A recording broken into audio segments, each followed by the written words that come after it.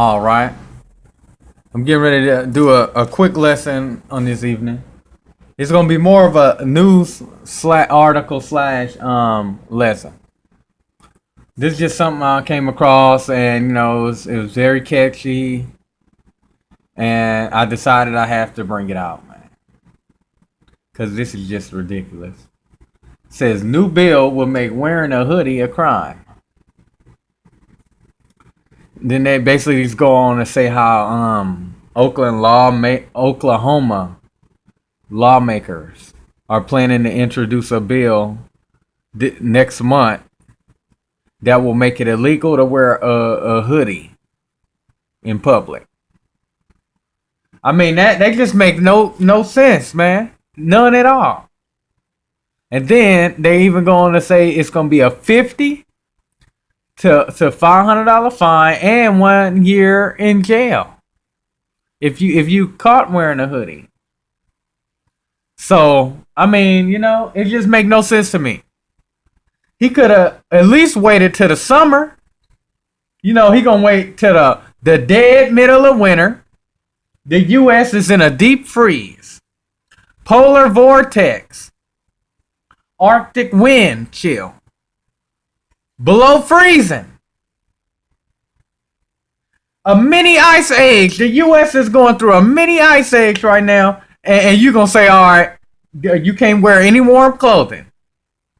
You can't wear your hoodie. You cannot cover up your neck and keep your neck warm. You cannot put a hood on and keep your ears and face warm in this below 0 degree temperature. I know it's minus 33 degrees, but you have to freeze to death. You cannot wear your hoodie because we do not want you to conceal your identity.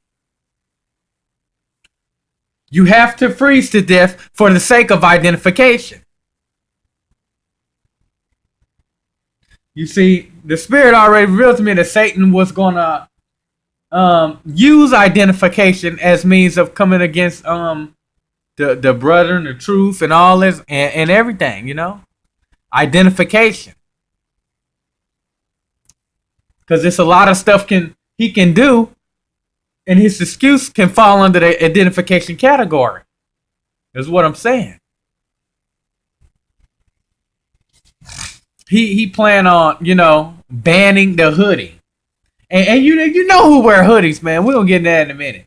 He planned on banning the hoodie, and if you caught wearing a hoodie, you're going to pay $50 to $500 fine, man. And then he try to say, oh, it's because of the robberies that's caught on surveillance cameras. They don't really catch the face of the perpetrator because he's always wearing a mask or a hoodie. Why the hell are you making them if folks can't wear them? All right, we're gonna move over. Let's get into let's see what the scripture's got to say about this man. We're going to move over here to Psalm chapter 10, verse 2. The wicked in his pride doth persecute the poor. Let him be taken in the devices that they have imagined. Okay. So the wicked in his pride do persecute the poor. Who wear hoodies, man? Come on now. We know that Jake makes up the largest number of individuals who wears hoodies. So by him coming against people that wear hoodies, he coming against Jakes. This is just an excuse. You see, this is an excuse for Esau to harass Jake on the streets. You see? There's nothing more but to give Esau an excuse. You see what Esau doing, right? He gets the race war going. He gets the police, Jake, tension going. And then he gives the police officers excuse to come against Jake. You see? That's not right, man. I mean, I know this is a kingdom of war. This is the war kingdom. The beast kingdom. the kingdom of death. But for him to craftily devise certain things to come against certain people, it's gonna help wake up the elect because now they can see this man for who he really is. This beast, rather, for more of a precise term. This so you can see this beast for who he really is.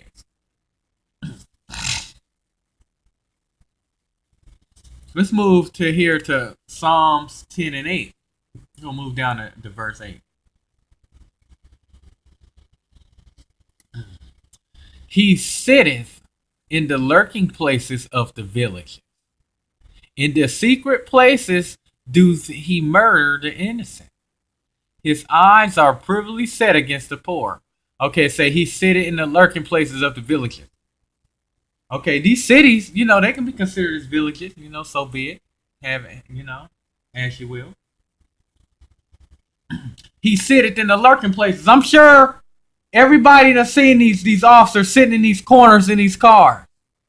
He sit in the lurking places. You see, he'll find him a dark corner or a one-way street or something, and they'll park right there and just be, sitting in them lurking places.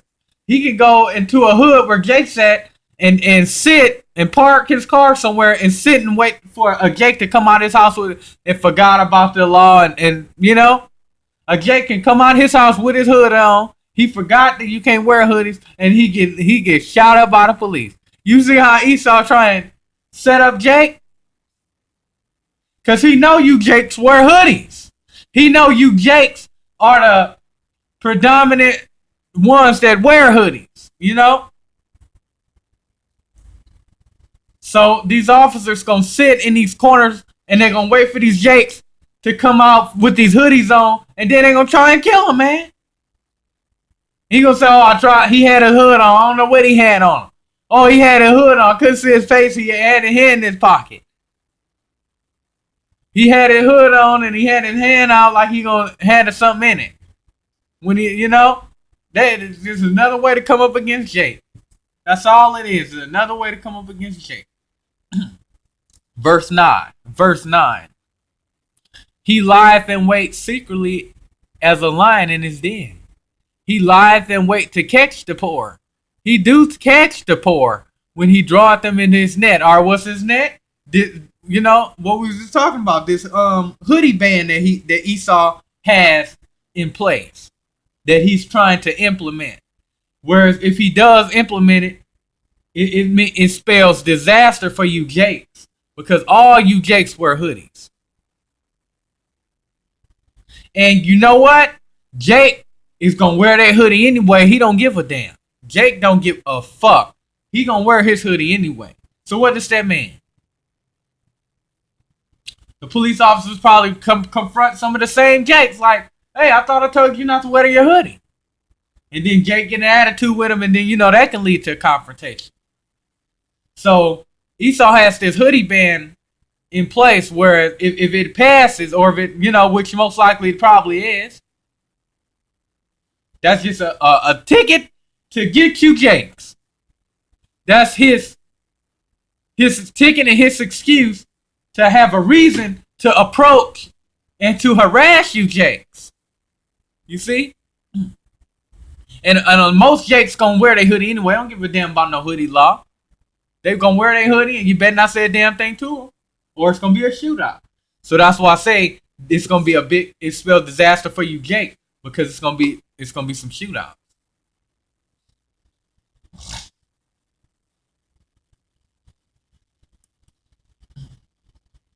All right, we're gonna go one more scripture here. Psalms 37 and 14. The wicked have drawn out the sword, and have bent their bow, to cast down the poor and needy, and to slay such as be of upright conversation. You see, that's really what it's all about. You want to take you Jakes out, man. That's when it's all said and done. At the end of the day, that's what it's about. He want to destroy Israel. He said, "Let us cut them off from being a nation." So, so that the name of Israel be no more in existence. He want to kill all you Jakes, especially you Jakes that engage in upright conversation, or even close to it, anything close to it. The scripture say he draws out his sword, and he bends his bow. Every time these officers approach you, Jake, they got their hand on their gun. Every time these officers confronts a Jake, he got his hand on his gun. Now, and in some cases he draws out his sword. Now he got every excuse to draw his sword when his hoodie band passes. And when he bends his bow, that means he got the gun cocked and ready to fire. To cast down the poor and needy.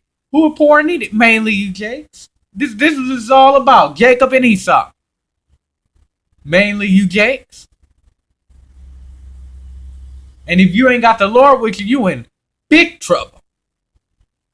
If you ain't in His Word and you ain't trying to follow Christ, you in big trouble, man. Because the wicked have already drawn out his sword and bent his bow to cast down you Jakes. Now he making every excuse for these officers to come in and attack any Jake he see with a hoodie on. You see where this is going? I hope you gain something from this short lesson. Until next time, may the Lord be with you.